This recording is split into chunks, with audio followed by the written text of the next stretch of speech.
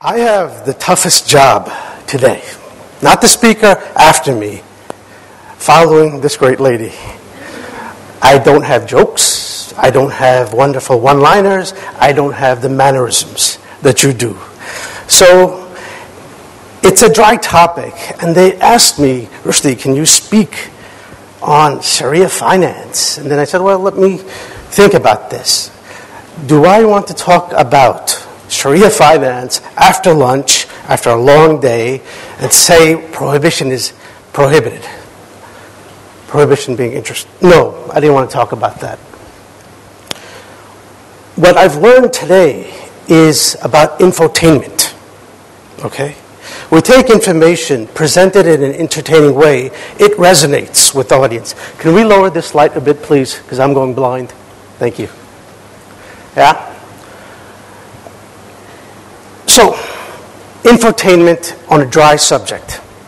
You know, I've been doing this Islamic finance thing for 15 years, and this has been the most difficult presentation to put together because I didn't know where to begin with. I knew who was talking, and I knew I had to make this entertaining, but it's difficult to make something that's financial entertaining. So you'll bear with me, I hope.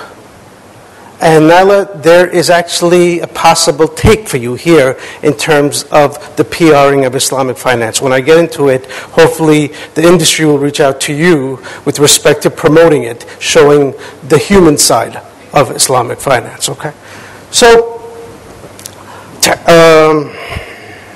Jeremy talked about something interesting. He talked about disruption technology. Disruption technology used in my space is to eradicate ignorance, to eradicate fear, to eradicate anxiety. All this will make sense. I'm just giving you some trial balloons of things that I want to talk about, and these are hopefully provocative statements. Penny talked about the breadth of information. We haven't reached depth levels yet, okay? But information really hasn't traveled that far. And you'll see that there's a certain segment in the G20 countries who believe that Sharia finance is the beginning of the end of the Western civilization. That means information is just not there. And you'll understand how small Islamic finance is and how big they've made it. It's the modern day bogeyman. Okay? So those are some of the things that I want to cover. Now, the way to do this is I wanted to start with my conclusion. Yeah? Because it's late in the day, it's a dry subject. So what I wanted to talk about is exits on the roadmap to civility. Yeah? Faith is an emotional area, whether you're Muslim, you're not a Muslim, right? And then you combine that with finance, which is objective. You have a formula, you have an end result. But sometimes it results in fear when you merge faith and finance, yeah? So this fear has induced a bogeyman, Sharia finance, in certain quarters of this world. And the early exits on the road to civility is what I call the corner of fear-mongering street and cheerleading avenue. Now, this is where you're going to come in down the road, yeah? And the conclusion is not victory for one side or the other, but it's about communication. There's no bridge to burn because no bridge has been built. It should have 5 lanes on either side, like Sheikh Zayed Road. You have communication, cooperation, contribution, coexistence. That's going to be the theme. There'll be coexistence because of common shared values. I have not talked about the prohibition of interest. So we're going to keep it at this level. Now, this is probably an important takeaway. For me, it has been a very important takeaway. The power of money, information, and capital markets. Money is the root of all evil, but it can also be a muscle for moral purposes. What this implies is engagement. Before, if you were an investor, you didn't like certain industry, you stay away from it.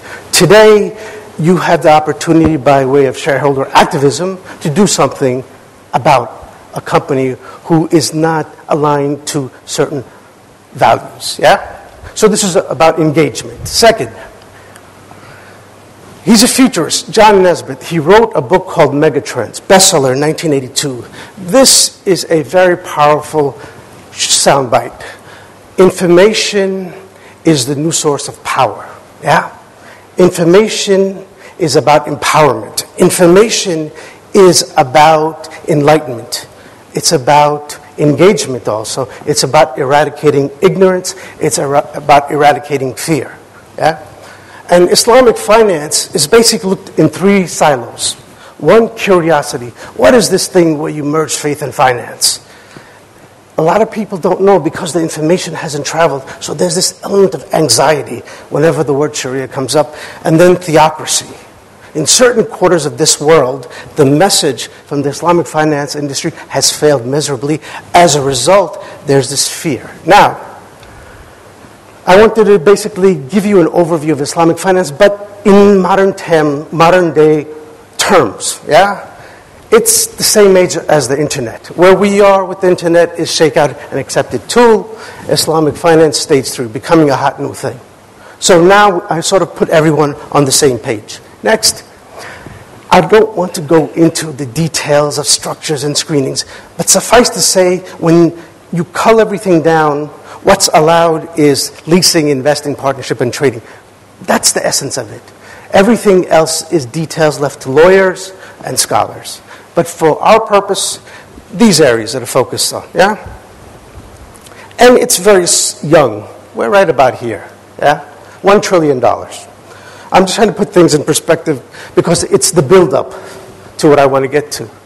Now, you've got this cheerleading and anxiety. So in the West, in certain quarters, they say Sharia finance is about financial jihad. For Muslims, jihad is a struggle. But the media has basically put a certain twist to this definition, what's become a bad word, yeah? Sharia finance is a slippery slope to all constitutional gains that have been made hundreds of years. They'll be lost. That means those constitutional gains were not based on solid foundations, which doesn't make sense. That Sharia finance is inconsistent with Judeo-Christian beliefs. Mind you, Christians, Jews, and Muslims are all part of people of the book. So there's an element of inconsistency there. Sharia finance will result in eventual mass conversions. And then Sharia finance is the fifth column, a submersive movement which will result in the United States of Pakistan, United States of Saudi Arabia, United States of Iran. So at one level, this is the type of information or misinformation that is basically showcased. Then you've got the other school, the cheerleading, the people in Islamic finance, where I come from. Islamic finance is about social justice, equity, and inclusion. I want to say BS, but I can't, so I won't, all right? It's a solution to conventional problems, yeah? The thing is only 40 years old. It's $1 trillion. The world economy is 100 times bigger, and it's been around centuries. So a baby giving advice to an adult at one level, yeah?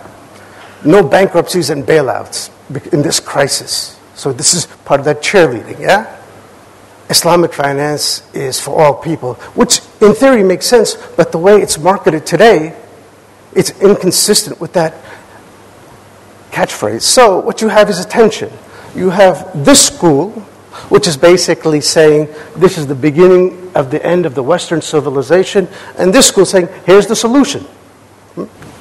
Now, I like this particular slide. I think you'll connect with me because sound bites are really neat. And fear and anxiety is basically a phenomenon that knows no boundaries and knows no time. So what I've done is taken quotes. I like pictures, which means it conveys 1,000 words. A quote conveys maybe 1,000 books. So from Einstein, basically, great spirits have encountered violent opposition, instilling fear from mediocre minds. Makes sense? Now, from Emerson, fear always springs from ignorance. Makes sense?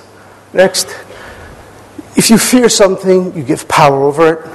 a Moorish proverb, and very little can be done under the spirit of fear.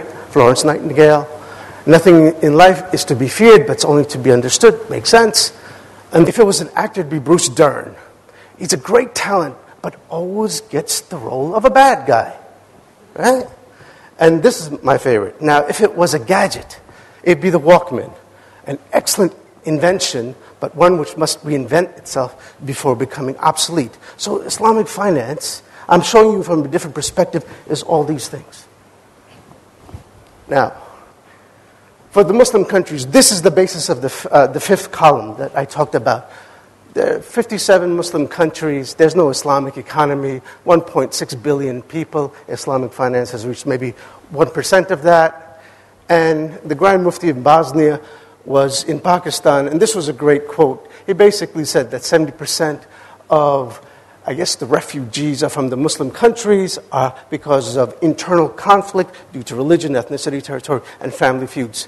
So a brewing of the takeover of the Western world is taking place here, according to certain movements. Nobel Peace Prize and patent filings, we don't have a knowledge-based economy in the Muslim countries. We're working on it. Dr. Bastaki is working on it, but we're not there yet. Stock exchanges, a rounding error from the Muslim countries. Export of capital and economic migrants. And Transparency International. If you look at the top countries, the least corrupt countries, invariably it's the Nordic countries. If you look at the bottom countries, it's the OIC, the Muslim countries. So I guess the thinking is, well, if we can't be at the top, people will remember us because we're at the bottom, because no one remembers who's in the middle. So this is the basis of the fifth column at one level. This doesn't make sense, but it'll get you there eventually. If it was a fruit, it would be durian. Some people hate it because of the smell. Some people love it because it tastes good. Yeah? If it was an actor, it'd be Bruce Dern. He's a great talent, but always gets the role of a bad guy. Right? And this is my favorite. Now, if it was a gadget, it'd be the Walkman. An excellent invention, but one which must reinvent itself before becoming obsolete. So Islamic finance, I'm showing you from a different perspective, is all these things. Now, for the Muslim countries, this is the basis of the fifth column that I talked about. There are 57 Muslim countries. There's no Islamic economy. 1.6 billion people. Islamic finance has reached maybe 1% of that. And the Grand Mufti of Bosnia was in Pakistan, and this was a great quote. He basically said that 70% of, I guess, the refugees are from the Muslim countries because of internal conflict due to religion, ethnicity, territory, and family feuds. So a brewing of the takeover of the Western world is taking place here, according to certain movements. Nobel Peace Prize and patent filings, we don't have a knowledge-based economy in the Muslim countries. We're working on it. Dr. Bastaki is working on it, but we're not there yet. Stock exchanges, a rounding error from the Muslim countries. Export of capital and economic migrants. And Transparency International. If you look at the top countries, the least corrupt countries, invariably it's the Nordic countries. If you look at the bottom countries, it's the OIC, the Muslim countries. So I guess the thinking is, well, if we can't be at the top, people will remember us because we're at the bottom, because no one remembers who's in the middle. So this is the basis of the fifth column at one level. This doesn't make sense. This is basically backwaters, you know. So again, I just want to show you where we are in this particular space. Now, I talked about Muslim countries. Let's put them in perspective. Here's the GDP numbers of Muslim countries, 2009, and here's the market capitalization of Western blue chip companies. So as you can see, Turkey and Indonesia, G20 countries, big. And then you start seeing Saudi Arabia, GDP, 2009. It's the market capitalization of Exxon. The UAE, $230 billion, about the market capitalization of $142 billion of Microsoft as of December 23rd. So the point is, from the Muslim world, according to this anti-Shariah movement. So putting this in perspective. Now, what are the comments they say in this particular space? They say what they've been saying. It's because we in the industry have failed to talk about the product and just basically talk more about the religion, right? In China, there are 70 listed offenses that can be used for executing, including smuggling, tax evasion, right? But no one talks about that. And then the methods of execution are basically what's highlighted there. The point is Iran, Iraq, Saudi Arabia, and the United States are the leaders in execution. So the folks in the United States who talk about this obviously won't make that as a reference point. Yeah? Now, mythbusters, they say that if we allow Sharia finance, that it's inconsistent with our values. But if you look at the top companies that are screened into an Islamic index, it's companies like this, right? Islamic investors invest. How are these companies inconsistent with U.S. values, right? Second is that it's basically money laundering, a result in money laundering. The know your customer rule is very, very stiff. And I don't think some of these extremists are going to be parking money in U.S. Islamic funds onshore. Huh? Third is the zakat is basically money funneled to extremists. It's not going to happen for the reason the KYC, no Islamic funds, which is different than money changers, have been closed because of this, and the long arm of the United States Treasury has become obviously longer in the 9/11 time period. And then finally, that the scholars who are advising want to create an Islamic economy. To date, there's no Islamic economy, and forget about Iran because that's more by decree, not by market forces. So again, comments is a way to rationally address them. Yeah?